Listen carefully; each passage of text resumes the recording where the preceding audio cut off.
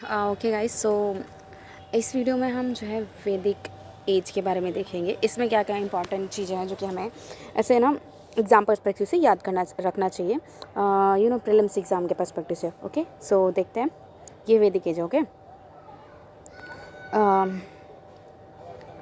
लिखा हुआ है कि having completed the important topic of the Indus valley civilisation. इतना इम्पॉर्टेंट नहीं है, ठीक है। Now we come to the some smaller topics जो कि not as much important. Okay, fine fine, ठीक है, फाइन। ओके, ये एक बार देख लेते हैं कि मतलब फैक्चुअल चीज़ है कि जो वैदिक एज था वो 1500 से लेकर के 600 के अराउंड था, ठीक है। तो 1500 से लेकर के 600 BC यानी कि बिफोर क्राइस्ट के अराउंड था। ओके, एंड देन यहाँ पर ये इम्पॉर्टेंट है, आप इसको जो है दिमाग में रख सकते हैं। Okay, and then okay fine fine 1500 से 1600 बिफोर क्राइस्ट के अराउंड था ये चीज़ जो है। ओके, ये वैदिक एज। एंड देन देखते हैं नेक्स्ट की name of the theory, postulate of theory.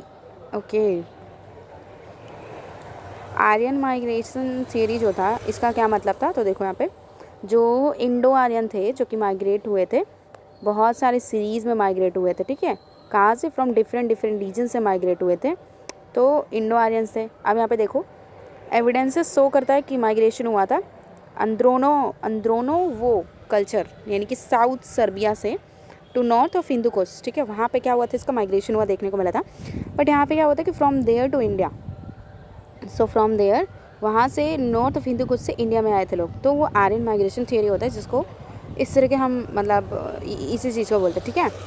सो मतलब ये चीज़ें आपको याद रखनी है, ठीक है। नॉर्थ ऑफ हिंदू कोस्ट से आकर के ये लोग यहाँ पे इंडिया में आए थे, फाइन। और या फिर साउथ जो है अंद्रोनो कल्चर, साउथ सर्बिया भी बोल सकते हो, वहाँ से भी आए थे, ठीक है। देन यहाँ पे एविडेंस ऑफ जैसे कि हॉर्सेस का देखने को मिला, फायर का देखने को मिला, कल्ट्स का देखने को मिला, स्पोक व्हील मतलब ऐसे जिसमें छेद हो एंड देन ऐसा व्हील बनाओ। देन क्रिमेशन का देखने को मिला, सपोर्ट विद दिस व्यू, ठीक है। देन द नेक्स्ट इज यहाँ पे नेक्स्ट पॉइंट यहाँ पे जो है हेडिंग देखते हैं, प्रपोज बाय सपोर्टेड बाय। देखो ठीक है, फाइन। ये जो इंडो आर्यन है ना, तो ये मोस्ट एक्सेप्टेड है, डोमिनेंट थियरी है टिल नाउ। ओके, ये तो पता ही है हमको। फिर उसके बाद यहाँ पे सेंट्रल एशियन थियरी की बात होती है यहाँ पे। तो इसमें क्या है कि आर्यंस जो थे ना माइग्रेट हुए थे central Asia and Eurasia steppe से, central Asia and Eurasian steppe से ये लोग माइग्रेट हुए थे, fine. Central Asia and Eurasia से ये लोग माइग्रेट हुए थे स्टेपी। ओके, सो ये जो है central Asia and Eurasia steppe से ये लोग माइग्रेट हुए थे, फाइन। सो देखो यहाँ पे द सिमिलैरिटी बिटवीन जो है वैदिक words and the concept of concept with of अवस्था ईरानियन टेक्स्ट, ठीक है। ये नहीं इंपॉर्टेंट है, फाइन। इतना देख सकते हैं कि जो सिमिलैरिटी थी मतलब fine wait, central Asian theory से क्या इसका सिमिलैरिटी देखने को मिलता है, तो यहाँ पर सिमिलैरिटी है बिटवीन वैदिक वर्ड्स जो हैं वो and the concept of that of the अवस्था, ठीक है। इससे है सिमिलर पॉइंट्स। अब देखो यहाँ पे genomic formation south and central Asia of the Y chromosome support this view as well, ठीक है। फाइन, कोई भी सपोर्ट तो करेगा, ये वाला इंपॉर्टेंट नहीं होता। बट हाँ, इसको किसने कौन लेकर के आया था, तो मैक्स म्यूरर लेकर आए थे, जिन्होंने सपोर्ट किया था the common Indian and European ancestry को, ठीक है। सो ये क्या था, सेंट्रल एशियन थियरी, मतलब जो लोग थे यहाँ पे सेंट्रल एशियन से आए थे वैदिक एज में, इस तरह से कह सकते हैं सेंट्रल एशियन थियरी को। ओके, यहाँ पे सिमिलर चीज़ें देखने को मिल रही थी। एंड देन फिर क्या होता है कि यूरोपियन थियरी एक आई थी हमारी यूरोपियन थियरी। ओके, सो ये देखना है हमको यूरोपियन थियरी में क्या होता है। इसका मतलब ये होता है कि यूरोप जो कि होमलैंड था आर्यन का, यूरोप जो था पहले जो था आर्यन लोगों का हैंड जो था क्या था, इनका होमलैंड था, बस इतना ध्यान रखना है। और ये चीज़ें जो बेस थी किस पे बेस थी, ये कंपैरेटिव लिंग्विस्टिक स्ट्रक्चर पे बेस थी, स्टडी पे बेस थी, ठीक है। इतना ध्यान रखो, और ये सारी चीज़ें नहीं देखने की जरूरत है। अब इसमें संस्कृत था, संस्कृत वर्ड जैसे कि पितरी, ओके, जैसे कि पितरी और मैत्री, ये सिमिलर हैं, ये सिमिलर लैटिन वर्ड हैं, टू पटेर एंड मटेर, ठीक है फाइन। सो ये जो पटेर है और ये जो मटेर है, इससे हमें देखना है और ध्यान रखना है बस, ठीक है okay. Mamma then I am sorry. फिर क्या होता है कि इसमें ये पटेर है और ये मटेर है, ठीक है, इस तरह से नाम लिखा है। देन इंडियन थ्योरी आई थी इसमें। इसमें क्या है कि आर्यंस जो थे ना वो इंडिजिनस थे, इंडियन सब कॉन्टिनेंट के, इस तरह से बोलते हैं, ठीक है, जिसमें चाइना का पार्ट और पाकिस्तान का पार्ट भी आता है, ठीक है। सो उन सबको मिला करके इस तरह बोलते हैं, सब कॉन्टिनेंट माना था, फाइन। अब यहाँ पे ये दिया हुआ है कि आर्यंस जो थे वो इंडिजिनस थे इस सब कॉन्टिनेंट के। अब यहाँ पे क्या होता है कि जो सेक्रीफाइशियल रिचुअल्स हुए थे, जियोग्राफिकल डाटा, वो ऋग्वैदिक पॉइंट से लेकर के इंडियन ओरिजिन ऑफ द वैदिक आर्यन से देखने को मिलता है, फाइन। अब देखो यहाँ पे कुछ और देख लेते हैं, ये इंपॉर्टेंट है या नहीं। इंडियन थ्योरी मतलब कि आर्यंस जो थे कहीं ना कहीं इंडियन सब कॉन्टिनेंट को भी बिलोंग करते थे, ऐसा इसका मानना है, फाइन। सो एंड यूरोप को भी बिलोंग करते थे, इस तरह से हमें ध्यान रखना है। तिब्बत थ्योरी थी कि ये लोग तिब्बत से भी थे, मतलब वैदिक एज के टाइम के ये जो लोग थे वो यहाँ से भी थे, ओके। मतलब Tibet is the original home of the Aryans, Tibet जो था वो ओरिजिनल होम था आर्यंस का, okay fine. Then Arctic region जो है उसको देख लेते हैं। तिब्बत जो है, तिब्बत थ्योरी तिब्बत से रिलेटेड है। आर्कटिक रीजन थ्योरी मतलब नॉर्थ आर्कटिक जो वो होमलैंड था आर्यन का, जैसे कि वेदास वो speak of a 6 month of a long days and long night, ठीक है। सो इस तरह से था। सो नदर्न आर्कटिक रीजन था ये, इस तरह से हम कह सकते हैं। अब यहाँ पे देखने को मिल जाएगा तुमको, देखो यहाँ पे ये यूरोपियन स्टेपी, हिंदू कुछ रीजन यहाँ पे, देन ईरानियन एग्रीकल्चर स्प्रेड और साउथ साइबेरिया था, फाइन। अब देखो यहाँ पे क्या है कि ऋग्वेद में एक अर्ली फेज था, एक अर्ली फेज था और फिर लेटर वैदिक फेज था। ऋग्वेद में 2 पीरियड थे, एक अर्ली वैदिक और लेटर वैदिक पीरियड थे। तो अब देखते हैं इसमें क्या है नेक्स्ट, फाइन। सो जो अर्ली वैदिक पीरियड था वो 1500 से लेकर के 1100 BC तक था। इसी चीज़ को ना आपने एक बार पढ़ लिया ना, रोज़ इस चीज़ को रिवाइज करना है, ये फैक्ट, ठीक है, याद रहना चाहिए ताकि आपको पता चल सके, टाइमलाइन के बीच में डिफरेंट कर सके, आप डिफ्रेंशिएट कर सके, ठीक है। लेटर वैदिक का टाइम पीरियड था 1000 से लेकर के 600 BC, ठीक है, 1000 से लेकर के 600 BC था, ठीक है। सो ये 1000 से लेकर के 600 BC तक था एंड ये 1500 से लेकर के 1000 था, ओके फाइन। सो ये यहाँ पे देखने को मिल गया। अब यहाँ पे देख लेते हैं कि ज्योग्राफी क्या था, ज्योग्राफी ऑफ इसकी क्या थी वैदिक एज की, फाइन। फीचर देखे तो लेटर वैदिक, अर्ली वैदिक और लेटर वैदिक, अब देखते हैं। सो यहाँ पे लोकेशन के वाइज देखें तो अर्ली जो आर्यन, मतलब इस वैदिक एज में आर्यंस ही लोग थे जो कि रह रहे थे, ठीक है, इसलिए आर्यन का इनाम ज़्यादा देखने को दिख रहा है। सो यहाँ पे क्या है कि अर्ली आर्यंस जो थे वो बेस थे, कहीं ना कहीं इनका बेस था, और ये अराउंड इंडस और इसके ट्रिब्यूटरीज़ के पास देखने को मिल रहे थे वेस्टर्न इंडिया में, ठीक है, देखने को मिल गए यहाँ पे। एंड देन यहाँ पे क्या होता है कि आर्यंस जो थे ना वो मूव हुए थे टू ईस्टर्न एरियाज़ में एंड अप टू बंगाल, ठीक है, with the help of the fire and the iron tools, ठीक है। देखो सॉरी यहाँ पे, अच्छा ओके फाइन। तो पहले हम क्या कर देते हैं, पहले जो है ऐसे कंपैरेटिवली देखेंगे अर्ली में क्या था, लेटर में क्या था, फाइन। सो यहाँ पर अर्ली वाले में क्या था कि अर्ली आर्यंस जो थे वो कहीं ना कहीं इंडस और उसके ट्रिब्यूटरी के अराउंड रहते थे, और दे कॉल्ड इट अ सप्त सिंधवा लैंड ऑफ 7 रिवर्स भी इसको कहते थे। कौन कहते थे, ये आर्यंस ही कहते थे, ठीक है। और अर्ली वैदिक टाइम पीरियड में सरस्वती रिवर थी जिसमें घग्गर एंड हाकरा था, हाकरा का चैनल था, and was consider the holiest river, ठीक है, फाइन, समझ में आ गया। बस यही इंपॉर्टेंट है जो आपको ध्यान में रखना है कि सरस्वती रिवर थी, घग्गर हाकरा था, चैनल था उसका, एंड हॉलीएस्ट रिवर मानी जाती थी हमारी ये Saraswati river, okay fine. And then Sapta Sindhavo कहते थे इसको, ठीक है, सप्त सिंधवो, ठीक है, सप्त सिंधवा इसको कहते थे, फाइन। देन यहाँ पे क्या है कि अराउंड इंडस एंड उसके ट्रिब्यूटरीज पे देखने को मिलता था ये आर्यन सारे टाइम में। देखो यहाँ पे अब क्या है कि लेटर वैदिक में क्या है, लेटर वैदिक में है कि जो लेटर आर्यंस थे वो मूव हुए थे eastern areas up to Bengal with the help of, वो ईस्टर्न एरियाज़ में गए थे, ठीक है।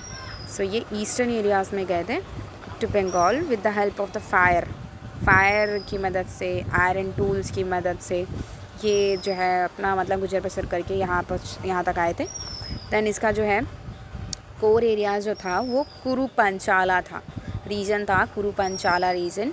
इंडो गंगेटिक, ठीक है, इंडो गंगेटिक डिवाइड जिसको बोलते हैं ना, पर गंगा वैली, ठीक है, फाइन। सो ये आपको ध्यान रखना है कि ये कुरु पंचाला रीजन था। ओके, हाँ फैक्चुअल है, याद रखना चाहिए।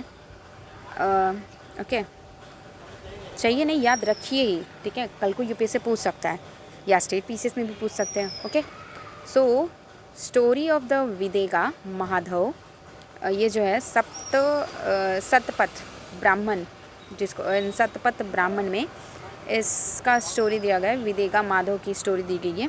विदेगा माधव जो थे वो मूव किए थे east of the river Gandak. River Gandak है ना, तो उसके ईस्ट में गए थे, ठीक है, ये रहा रिवर गंडक फ्लो हो रहा है, उसके ईस्ट में विदेगा माधव गए थे। कौन गए थे? Videgha Mathava. Okay, fine. So ये डीप में जाकर पूछता है ना कौन हमारा यूपीएससी, इसलिए डीप में पूछ सकता है। फाइन, कि कौन सा ऐसा पर्सन था तो मूव हुआ था east of river Gandak with the help of the अग्नि। सो वो कौन था? विदेगा माधव थे, ठीक है, याद रखना गाइज। ओके, देन यहाँ पे क्या है कि no reference to sea in the Rigveda. Sea के बारे में कहीं मेंशन नहीं है, रिवर का है बट सी का मेंशन नहीं है, रेफरेंस नहीं है। सो वेदा जो टर्म है वो समुद्र है। वेदा सी यानी कि टर्म समुद्र का वर्णन नहीं, कोई रेफरेंस नहीं देगा इस ऋग्वेदा में। तो क्या है समुद्र का मतलब क्या होता है एक्चुअली? तो collection of water and not the sea. अच्छा, इन द ऋग्वेदा तो टर्म समुद्र का मतलब नो रेफरेंस टू सी यहाँ पे दिया गया बोला है। एंड देन टर्म जो समुद्र है, समुद्र का मतलब क्या होता है?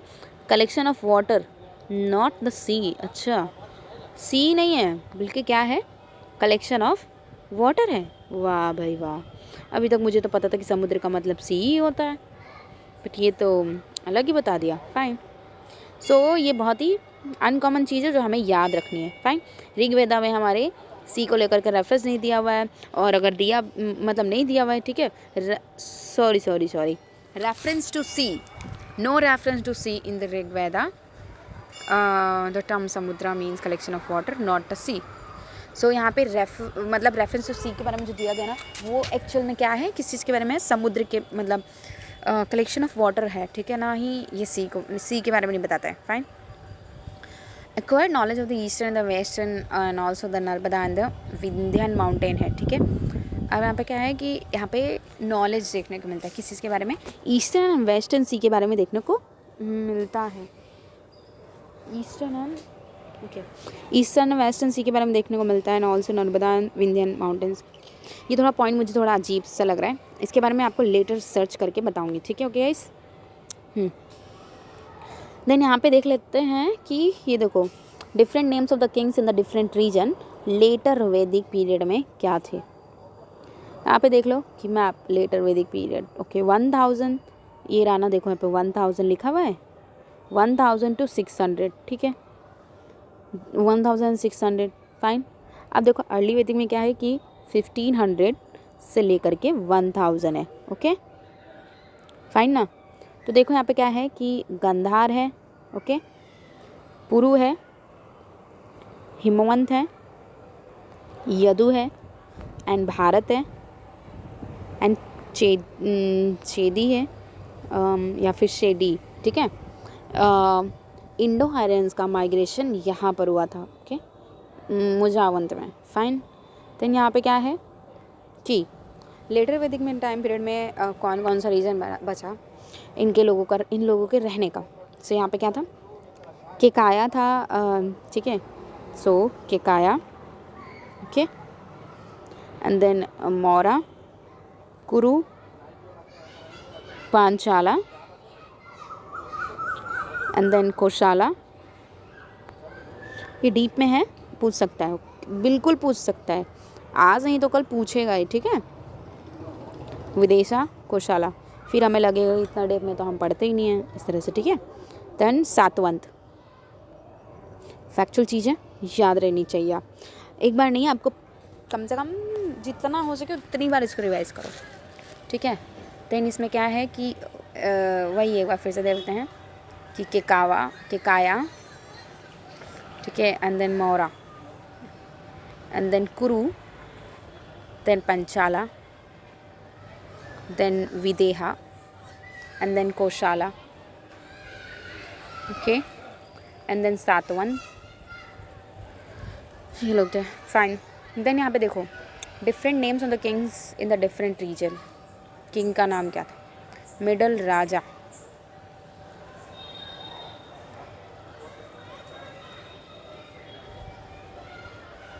बोला different names of the kings in the different region. जो नॉर्थ में होते थे उसे विराट कहते थे, वेस्ट में होते स्वरत कहते थे, साउथ में भोज एंड भोज या भोजा, ठीक है, तो भोजी बोलो।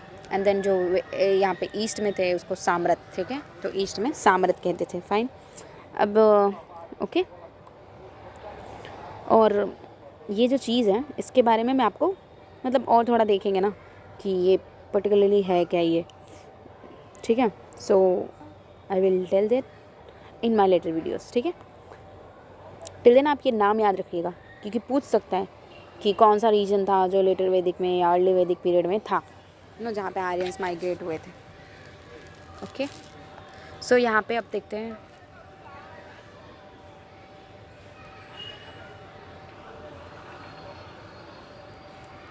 पॉलिटिकल स्ट्रक्चर ऑफ द वैदिक एज, ये देख लेते हैं, ओके। यहाँ पे था क्या, फाइन। अर्ली वैदिक में क्या था कि मोनार्की थे, ठीक है, अर्ली वैदिक में मोनार्की थे, बट द ऑफिस जो था ना ऑफ द चीफ का जो ऑफिस था वो हेरिडिटरी नहीं था। चीफ का ऑफिस हेरिडिटरी नहीं था, यानी कि जैसे कि एक बाप है उसका बेटा आगे चल के सॉरी, हेरिडिटरी का मतलब ये होता है कि उसका जैसे बाप है अब वो अपने बेटे को ही देगा, फिर उसका जो बेटा है वो अपने बेटे को ही देगा, इस तरह से जो भी संपत्ति होगी, वेल्थ होगा, इस तरह से, ठीक है, या जो पावर भी होगा। तो बट ये ऐसा नहीं हुआ, ऐसा नहीं था क्योंकि लिखा है नॉट हेरिडिटरी, ठीक है, ये पोजीशन थी इस तरह से था। मोनार्की था but the office of the chief was not hereditary. तब इसमें क्या था कि चीफ जो थे, राजन थे, उनको गोपाती या गोपा कहते थे, ठीक है। सो उनको गोपाती या फिर हम गोपा कहते थे। ये प्रोटेक्टर थे हमारे काउज़ के, ठीक है, काउज़ को प्रोटेक्ट करते थे, ठीक है, ये काउज़ को प्रोटेक्ट करते थे, द प्रोटेक्टर ऑफ काउज़ थे ये, ओके। देन यहाँ पे बैटल भी हुआ था, जिसको हम कह सकते हैं ना बैटल हुआ था, तो गविस्ती द बैटल वॉज कॉल्ड गविस्तीज, ठीक है, बैटल को क्या कहते थे, गविस्तीज कहते थे, ये याद रख लेना आप, ठीक है। नॉर्मल आपने अपने नोट में नहीं ऐड किया होगा तो कर सकते हैं, ठीक है। गविस्तीज और गवेंसना, ठीक है, गवेंसना और गोशु कहते थे। सो गविस्तीज एंड गोसु ये कहते थे, ठीक है, बैटल को, या गवेंसना। बट कोई स्टैंडिंग आर्मी नहीं थी, ठीक है, कोई स्टैंडिंग आर्मी नहीं थी, ओके, स्टैंडिंग आर्मी नहीं थी, फाइन, ओके। यहाँ पर देख लेते हैं कि स्टैंडिंग आर्मी का मतलब क्या होता है, okay. Standing army means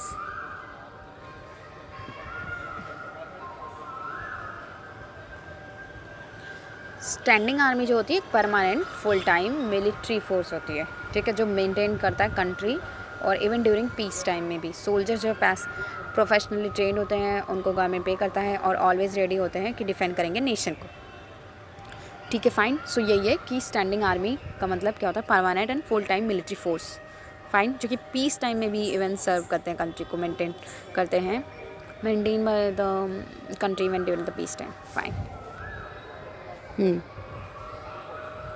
so वो रेगुलर परमानेंट आर्मी होती है, both peace and war time में एग्जिस्ट करती है, और उनको पेमेंट किया जाता है गवर्नमेंट के जरिए, ठीक है, रेगुलर सैलरी और ट्रेनिंग भी एंड ट्रेनिंग भी प्रोवाइड की जाती है, fine. It is different from the militia, जो कि जिसके मेंबर जो है ना वो सिविलियंस होते हैं, एंड उनको तभी बुलाया जाता है जब यहाँ पे कोई इमरजेंसी आती है, फाइन। सो ये क्या है, ये मिलिशिया से अलग है, किस लिए, क्योंकि वो जो मेंबर होते हैं वो सिविलियंस होते हैं और उनको तभी बुलाया जाता है जब एमरजेंसीज आई होती है। फाइन। सो यहाँ पे इंडियन आर्मी जो है वो स्टैंडिंग आर्मी है बिकॉज वो मेंटेन होता है through out the year maintain हुआ है, ना कि जस्ट ड्यूरिंग द वॉर। ठीक है, इस तरह से ये ध्यान में रखना है। Fine. Okay, the next is कि नो डॉक्ट्रिन ऑफ डिविनिटी। यहाँ पे जो है इसमें क्या दिया हुआ है पॉलिटिकल वाले चीज़ में। अच्छा, सो अर्ली वैदिक जो फेज था उसमें कोई डॉक्ट्रिन ऑफ डिविनिटी नहीं देखने को मिला है। किंगशिप के पास उससे जुड़ा कोई भी डिविनिटी का डॉक्ट्रिन नहीं देखने को मिला है। फाइन। अब कोई भी डॉक्ट्रिन नहीं मिला हमें, नो डॉक्ट्रिन ऑफ डिविनिटी यहाँ पे हमें नहीं देखने को मिला। यहाँ पे क्या है कि इंपॉर्टेंट फंक्शनरीज देखे तो पुरोहित थे, मतलब प्रीस्ट थे, पंडित, सेनानी थे मतलब लीडर ऑफ द आर्मी थे, ओके, और ग्रामीणी मतलब लीडर ऑफ विलेज थे। ठीक है, सेनानी मतलब लीडर ऑफ आर्मी, ग्रामीणी मतलब लीडर ऑफ विलेज। ये अर्ली वैदिक का टाइम पीरियड की बात है उस टाइम पे। ठीक है, एंड पुरोहित थे, प्रीस्ट थे। फाइन। और ये याद रखना इंपॉर्टेंट चीज़, नो वाली चीज़ें हमें थोड़ी कम याद रहती तो वही पूछ लेता है एग्जाम में। तो नो डॉक्ट्रिन ऑफ डिविनिटी, अब इसकी हम देख लेते हैं कि इसका मतलब क्या था। No doctrine of divinity with the kingship. Okay, no doctrine of divinity with the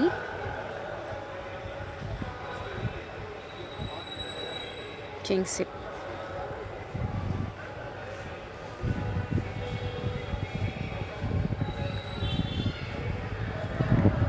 इसका मतलब क्या होता है कि किंग जो था वो उसको गॉड नहीं माना जाता था, या फिर not consider to be the god और टू रूल। वो रूल भी नहीं करता था, ऐसा नहीं कह सकते। ठीक है, मतलब वो रूल नहीं करता था, ना ही उसको गॉड माना जाता था बिकॉज ऑफ डिवाइन, यानी कि गॉड गिवन अथॉरिटी। मतलब ऐसा नहीं था कि कोई रूल करने आ जाए ये कह के क्योंकि मुझे भगवान ने भेजा है। ठीक है, सो इस तरीके का। ओके, अगर रूल करते भी थे तो king was not considered to be a god और to rule because of divine the god given authority. God का नाम लेकर के कोई भी रूल नहीं करता था, ऐसा कह रहा है। ठीक है, so kings authority come from the human institution, custom, support और the support of the people, ना कि फ्रॉम द गॉड। ओके, ये किंग जो है कुड बी जस्ट, उसको जज किया जा सकता है, क्रिटिसाइज, एनीवन रिप्लेस कर सकते थे if he failed in his duties. ठीक है, सो इस तरह का था इसका मतलब। Okay, fine. देन नेक्स्ट देखते हैं हम आगे। ओके, सो ये था हमारा फॉर्म ऑफ गवर्नमेंट। अब देखते हैं, देखो अर्ली वैदिक फेज का देख लिया हमने, लेटर वैदिक का देख लेते हैं। लेटर वैदिक में क्या है, बहुत ही इंपॉर्टेंट फैक्ट है आपको मैं बता रही हूँ, बहुत बहुत बहुत ज़्यादा इंपॉर्टेंट है ये। आपको इन जनरल जो है कोई भी मतलब आपको जल्दी नहीं मिलेगा, बट मिलेगा क्या मतलब इस तरह से कोई बताता नहीं है, और अगर बताया भी होगा तो बहुत अच्छी बात है। बट ये सारी चीज़ें बहुत ज़्यादा इंपॉर्टेंट है, अगर रिवाइज़ करते रहेंगे ना तो बहुत इंपॉर्टेंटली आपके दिमाग में फिट रहेगा, और हम करेंगे रिवीजन, बहुत बार करेंगे। ठीक है, देन यहाँ पे लेटर वैदिक पीरियड में क्या है कि किंगशिप जो है यहाँ पे हेरिडिटरी बन चुका था, और किंग का पावर जो है वो इंक्रीज़ हो गया था, और उन्होंने परफॉर्म किया था बहुत सारे सेक्रीफाइसेस ताकि वो एनहांस कर सके उनके खुद का पोजीशन। ठीक है, अब राजसूया कौन होते हैं, वो रॉयल राजसूया मतलब कि रॉयल कंसिक्रेशन एंड किंग, वो कन्फर्म करता था सुप्रीम पावर। ओके, रॉयल कंसिक्रेशन, राजसूय का मतलब देखते हैं क्या है। ओके गाइस, मैं कब से मतलब वीडियो मैं पढ़ा ही रही थी, बट स्टिल जो है मुझे पता नहीं चला कि मेरा जो ये रिकॉर्डिंग है वो मैंने स्टॉप कर दिया था। सो कोई बात नहीं, जो कुछ भी चीज़ें ना ब्रेक हुई होगी मैं फिर से आपको करवा दूँगी। ठीक है, सो उसके लिए आप चिंता मत कीजिएगा, एंड कंटिन्यू करते हैं। ओके, एंड सो हम देख लेते हैं कि इम्पॉर्टेंट, अब मतलब जो है नेक्स्ट टॉपिक है हमारा कि इम्पॉर्टेंट टर्म्स जो है वैदिक पीरियड में यूज़ हुए ना, तो उस चीज़ को हम देख लेते हैं। ठीक है, एंड सो इसमें क्या है कि गोधूली है। ठीक है, इसमें क्या है, गोधूली है, ये वर्ड जो बहुत इंपॉर्टेंट है, टाइम होता है इसका मतलब, पूछ सकता है यूपीएससी 100% पूछ सकता है, मैं बता रही हूँ। ठीक है, सो ये गोधूली वर्ड पूछ सकता है। देन गवयुति का मतलब क्या होता है कि डिस्टेंस होता है। ओके, गवयुति का मतलब क्या होता है, डिस्टेंस होता है। एंड देन गोत्र का मतलब क्या होता है, गोत्र का मतलब किनशिप होता है। गना का मतलब लीनिएज होता है, ओके, गना का मतलब लीनिएज होता है। देन ग्राम का मतलब विलेज होता है, ओके, ग्राम का मतलब विलेज होता है। देन गौरी का मतलब क्या होता है, गौरी का मतलब बफेलो होता है, ओके, बफेलो होता है। देन गोजित का मतलब क्या होता है, गोजित का मतलब विनर, काऊ का विनर या ये एक हीरो, ओके, विनर ऑफ काऊ या फिर हीरो कह लो तो उससे गोजित कहते हैं। गोघना किसे कहते हैं, गेस्ट, ऐसा कोई गेस्ट जो कि कैटल को खाता हो, ठीक है। सो गोघना कहते हैं गेस्ट जो कि कैटल को खा रहा हो, खाता हो, उसे हम गोघना कहते हैं, ठीक है। गोघना कहते हैं जो कि कैटल को खाता हो, ऐसा गेस्ट। फाइन। देन आप देखते हैं ये वर्ड्स कहाँ से कहाँ से आए, इनका सोर्स क्या है। सो जो गोधना है ये अथर्ववेद से आया, ओके, गोधना जो अथर्ववेद से आया है। एंड स्टार्टिंग से देखते हैं। गोधूली जो इसका मतलब टाइम था वो आया है हमारे ब्रह्मदरन क्या लिखा यार, ब्रह्मदरण्यक उपनिषद जो है उससे आया, ठीक है। बृहदरण्यक, हाँ, बृहदरण्यक उपनिषद से आया है। क्या चीज़ आया है, सो गोधली मतलब जिसका टाइम होता है वो आया। देन गवयुति मतलब जिसका टाइम डिस्टेंस होता है वो जबल उपनिषद से आया, ठीक है, ये जबल उपनिषद से आया है। फाइन, ये है जबल,